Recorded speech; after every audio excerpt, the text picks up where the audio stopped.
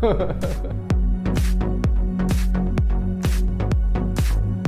I heard about Bitcoin in maybe like May, June 2013, and it was immediately obsessed and started learning anything I could about it and started buying some Bitcoin, playing around with it very soon after. I don't know, I guess I just thought this is a strange thing, just some sort of weird technology, obscure project.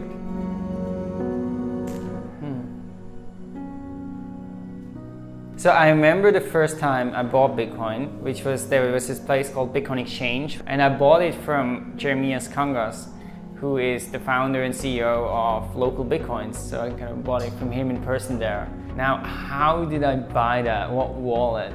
I'm not totally sure. I think it might have been the Bitcoin wallet, the Bitcoin wallet for Android.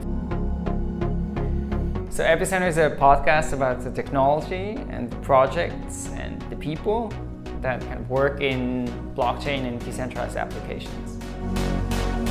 So we've been doing a lot of work on, professionalizing our production and everything. We also started dabbling a little bit in events. So we're actually organizing our first event next week.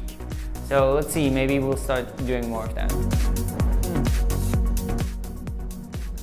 Pretty easy. I don't know. For us, one of the big challenges about running Epicenter is that for both of us as founders, it's not the main project. It's important, but it's not the main thing. So to be able to keep driving forward and developing a company, when it's not your main focus, that's a challenge. I mean, the audience was sort of ourselves, right? Personally, I had, I think, 3 objectives of Epicenter. One was that I wanted to learn as much as I could about Bitcoin and blockchain, find someone doing something interesting, spend some hours preparing, and then we also wanted to sort of, build this brand. So in Europe, I definitely think Berlin is the most vibrant, most creative, innovative place in blockchain. In terms of the world, I spent a fair bit of time in San Francisco, so I think probably in terms of, the maturity of the projects, the quality and stuff, that's still a level above Berlin. I don't know, I'm not really a big cocktail drinker. Well, I guess it would be a very aged, I don't know, no, I have no idea. One of the most interesting things about crypto for me and about decentralized technologies and blockchain is the aspect of governance and building new forms of organizations and collaboration. And I think there's going to be a huge amount of innovation in this area. We will totally reinvent how society works, from nation states to, companies to money. And so I think this just complete upheaval of the way we collaborate is going to be the most interesting part. Well, I would say Vitalik Buterin is someone I respect a lot. I feel he has such a good vision for Ethereum, and he's very good at communicating that to the community.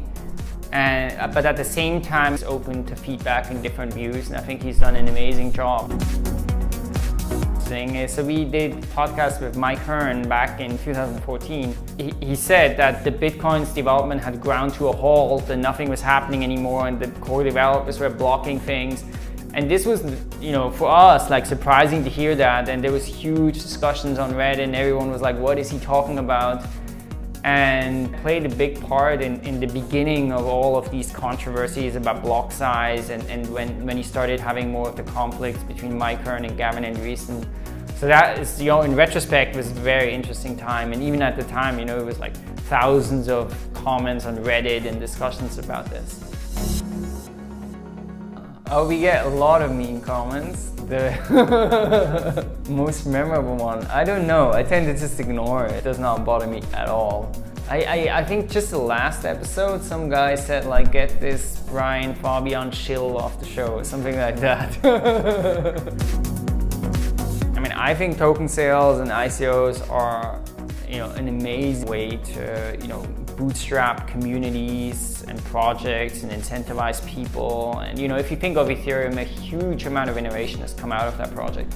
And it wouldn't have been possible unless they had created this token and sold it to anyone in the world who wanted to be part of that.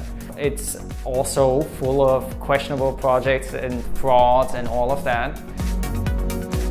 One thing that comes to my mind when I hear a blockchain bank, in the blockchain world, kind of, inventing this alternative new financial system. And then of course there's still this old financial system. And what we're seeing is this, this merger and this flowing together of these two worlds.